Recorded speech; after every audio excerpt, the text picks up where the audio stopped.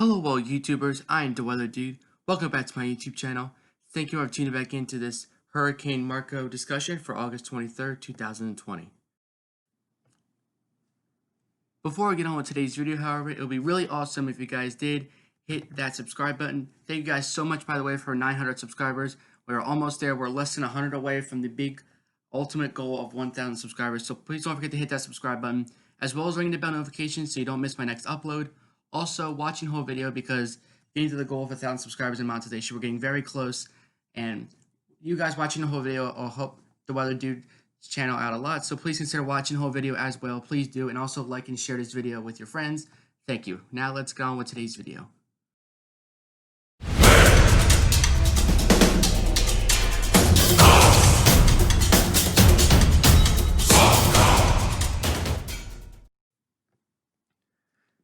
Now you may be wondering why I have not really been uploading, and that's because, let's put it this way, YouTube was, I was kind of having a really hard time uploading. I was recording the videos and YouTube wasn't really letting me upload them for over a week, so I didn't want to just not upload a video. So it turns out that I could upload a video from my phone, but not from the computer, so that's why I was doing those thunderstorm coverage videos, which I'll actually put those in a playlist in a little bit, so you guys can watch those if you guys want to. You can go to the playlist page if you want to watch those thunderstorm live footage videos. But now, thankfully, it is all fine and working again. I am back, and we are ready because the tropics are getting very active. We have two, well, one is a hurricane. Marco's a hurricane. Laura isn't yet, but Laura could get even stronger than Marco is now, and they're both heading for the northern Gulf Coast. So we're talking about Marco in this video, and depending on what time you're watching this, Laura may or may not be out yet, but I will have both Marco and Laura coverage videos today, so hopefully you guys watch both these videos, and let's get started. So here is Tropical Storm Marco here, actually Hurricane Marco, excuse me, because you won't see it on the National Hurricane Center, but since actually it's just watching the Weather Channel, and they had like an 11:30 update, so you won't see this on the National Hurricane Center until 2 p.m., so that's why I'm bringing this to you guys right now. So Hurricane Marco does now have 75-mile-per-hour winds.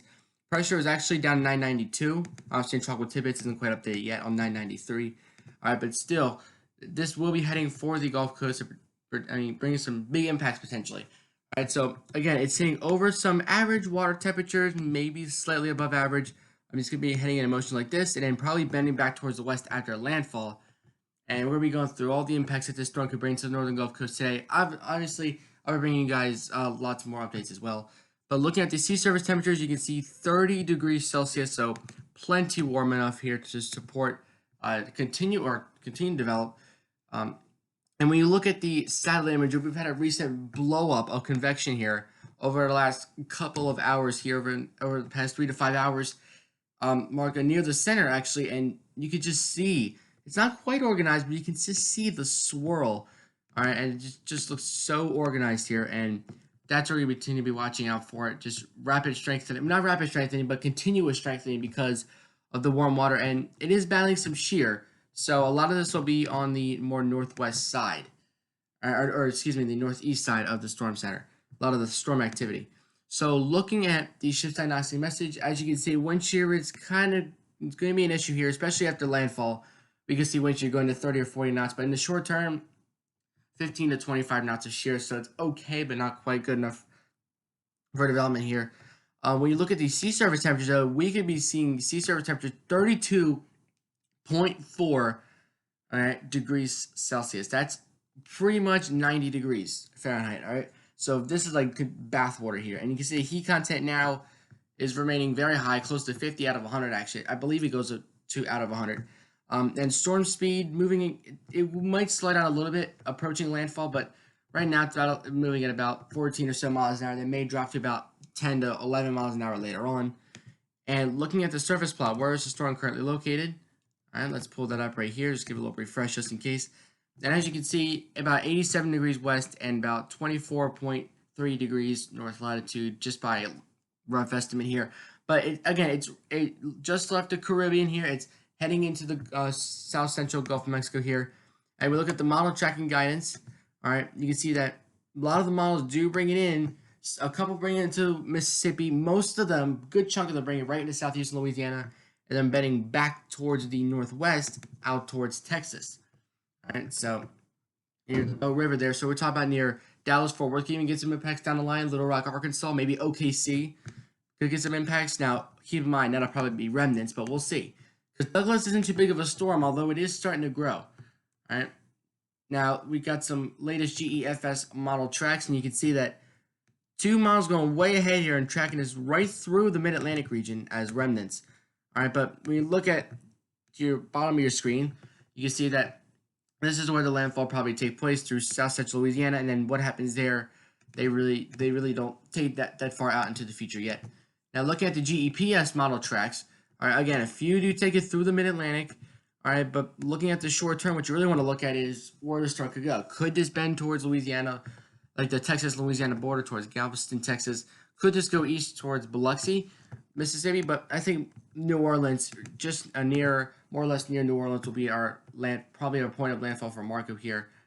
And intensity guidance shows that, again, strengthening to a Cat 1, probably maintain that over the next 24 to 36 hours. Then about a couple days out, once it starts making landfall, it's going to plummet in strength. Maybe even 6 to 12 hours after it makes landfall, it may not even be a tropical storm anymore. Because this thing is so small, so since the storm is very tiny, it can strengthen, but can also rapid pretty quickly. Or it can strengthen very quickly and also weaken very quickly. So here's the aircraft reconnaissance mission for Marco, the latest here from the Hurricane Hunters. So when you take a look at this, again, 991 millibars of pressure is what they found, and some evidence of hurricane force winds, but they would need a lot more evidence for that to make it a hurricane. But as of the 11:30, all right, advisory, this is a hurricane. All right, and actually we do have another mission that just came in, or this is actually a continuance of the mission. I did have to get a little refresh here, and as you can see, again, 991 millibars of pressure, but look how much hurricane force winds we have now, indicated by that purplish color. That's your hurricane force winds, and that's what we're seeing now. And I think that was enough to make this a hurricane. All right, so as you can see, 64 to 83 knots of wind, which is that's pretty much a Category 1 hurricane. So when you look at the aircraft observations here, as you can see, here is the surface wind. Here's where they found winds of 70 knots, which is actually almost 80 mile an hour winds in terms of for a hurricane here. So 75, 80 mile an hour winds. But look at the MSLP here. We saw values dropping to, obviously, the lower the pressure, the stronger it is. We've seen it get as low as, again, 991. So that is very interesting as well. Also, the flight level winds also dropped at the exact same time. So that's where we can really tell you have a good storm center. If those flight level winds drop at the same time the MSLP drops, because the lowest MSLP is where your low center is, where the weakest winds. So if the flight level winds go down as well, since these have such a good coordination between each other, I think that does mean that the storm is looking at least a little bit better organized than it was before. Now look at the GFS model. All right, let's actually zoom out a little bit so we can see this.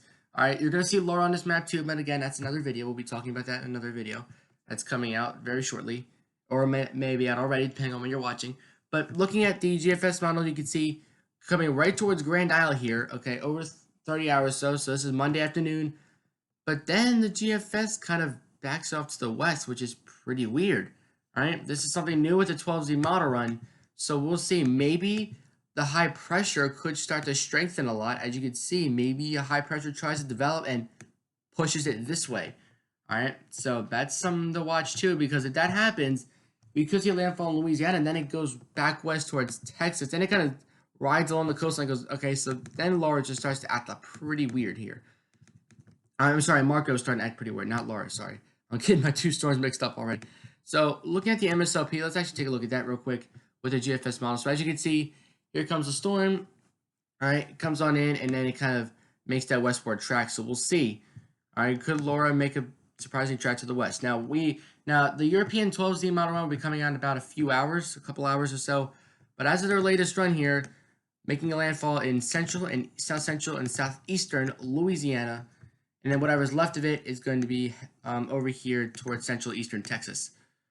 Now, when we take a look at the National Hurricane Center update, like I said, you won't see a change in this until 2 p.m. But, all right, as you can see, hurricane force winds and hurricane warnings and the storm surge warnings are up for Grand Isle. All right, tropical storm warnings for New Orleans. I mean, we even got tropical storm watches down for Alabama. All right, and even hurricane watches for south central Louisiana. Then also make a turn back to the west. But this is the latest 11 o'clock major advisory. Like I said, the Weather Channel had probably from the hurricane hunters. They sent the Weather Channel the 11:30 advisory, which doesn't always happen, so it's pretty cool that we're getting frequent updates with this from Hurricane Marco. And looking at the tropical storm force wind probabilities, anywhere in that red region, we have a 70+% chance to see it, those tropical storm force winds. So as you can see, for Grand Isle, looks very high probability. Even for New Orleans, we have a 60% to 70% chance of tropical storm force winds, and even beyond that, maybe northern Louisiana, maybe interior portions of the south central and southeast. We'll see. If this doesn't make a bend to the west, it could affect you guys as well. So exactly how strong will this get? I mean, you saw in the previous map, we just, I did show you the H's and the S, meaning hurricane, tropical storm, then depression. But exactly how strong will this storm get potentially? And that's what I'll be showing you here. Now keep in mind, this is as of the 11 a.m. advisory. You won't see a change in the track of the 2 p.m. advisory. The 2 p.m. advisory is like the intermediate advisory. So how the National Hurricane Center works, in case you guys don't know. So basically how it goes is 2 a.m., I believe, yes, 2 a.m., 8 a.m., 2 p.m., and 8 p.m. are all intermediate advisories, 2 and 8 o'clock. And then the 5 a.m., 11 a.m., 5 p.m., and 11 p.m. are your major advisories. Okay, so 5 and 11 o'clock are your major updates, and 2 and 8 are your intermediate updates. You might be thinking, well, what's the difference? The intermediate updates just change, they update the storm's current information, like its current wind speed, how fast it's moving, the track, and actually in the intermediate advisory, some of the alerts can get updated as well, but sometimes I like to do that for the major updates. But the major updates, the 5 and 11 o'clock ones, will update the track and the intensity as well. So that's what you really look for, and this is as of the 11 o'clock advisory. And as you can see, we do have a wind field now. As you can see, our hurricane force winds and our very strong tropical storm force winds embedded right near that center. And here's your Category 1 hurricane. Actually, Laura's forecast to be stronger than this system, but we can still see a Category 1 hurricane coming in at landfall and then making a bend towards the west, towards Lafayette, Lake Charles, maybe even Fort Worth down the line as a maybe post-tropical depression or a sustained tropical depression. We'll have to see. Now, key messages for Marco: hurricane conditions and life-threatening storm surge. Remember, I'll show you guys a storm surge map in just a little bit here, so stay tuned for that. The Gulf Coast beginning on Monday, and hurricane and storm surge warnings have been issued. Okay, and then obviously Laura will bring additional impacts, but that'll be another video. So let's look at the potential storm surge flooding here. And let me give this a little refresh. All right, continue, and here you go. So you can see all this. Well, this isn't the storm surge map I want to show you. This is more of like to give you guys like a map perspective. This is better detailed, but I will be showing you another map from the National Hurricane Center as well. Anywhere in these yellow spots, I'll have to zoom in on them because you guys might not be able to see them unless I zoom in a lot. So here is this is the southeastern corner of Louisiana by Grand Bay. You can see here it's very localized, but here's all your yellow spots you see here. This is where a storm surge could get greater than 3 feet above normally dry ground. As of the storm surge alerts, we have storm surge watches from the extreme eastern Texas coast, so Texas-Louisiana border, south to Lake Charles, south to Lafayette, through central Louisiana, south central Louisiana coastline. Then for Grand Isle up through Gulfport and Biloxi, we have storm surge warnings. Then just east of Biloxi and just on the north side of New Orleans, we have storm surge watches. Now here's a storm surge map I want to show you. Now what this is saying, this is the peak surge graphic. So this is if the highest, let's put it this way, the highest wind strength, the highest, the water rise comes at high tide. This has to come in high tide or the numbers will be a little bit less. All right, but even if it comes at just before high tide or just after high tide, it will still count. So looking at the potential surge that we could be seeing, 4 to 6 feet. All right, so from Lake Bourne and just around Grand Isle, Louisiana, 4 to 6 feet of surge from a Category 1 hurricane. Then Morgan City through Sabine Pass, 2 to 4 feet. Lake Pontchartrain, all right, definitely a well-known spot in Louisiana, and Lake Marupas, hope I'm saying that right, 2 to 4 feet of surge. And then Ocean Springs, Mississippi, towards the Mississippi-Alabama border, 2 to 4 feet. Then from the Mississippi-Alabama border to the Alabama-Florida border, around Mobile, 1 to 3 feet, and Mobile Bay, a 1 to 3 foot storm surge as well. All right, so again, just imagine 4 to 6 feet of water coming offshore. Okay, it may not seem like a lot at first, but it is a lot, trust me. And then we have to factor in the rainfall. All right, southeastern portions of Louisiana, maybe 4 to 6 inches of rain. That'd be weird. 4 to 6 inches of rain and 4 to 6 feet of surge. I mean, we seem to like those numbers today. But inside, just around Grand Isle, maybe just to the east of you guys on the extreme southeastern Louisiana coast. I know I'm saying Grand Isle a lot today, but that could be the most impacted spot so far, depending on if the track changes. Anywhere in there in these orange spots, we can see 6 to 10 inches of rainfall. And our flooding potential is going to be in this yellow zone where we have the greatest flooding potential. So eastern Louisiana, southern Mississippi, southern Alabama, where we have the greatest threat for flooding. So be sure to check out my Tropical Storm Laura coverage video as well. Thank you guys so much for watching. I am the Weather Dude, signing off. Till next time, don't forget to subscribe, and I'll catch you guys in the next video.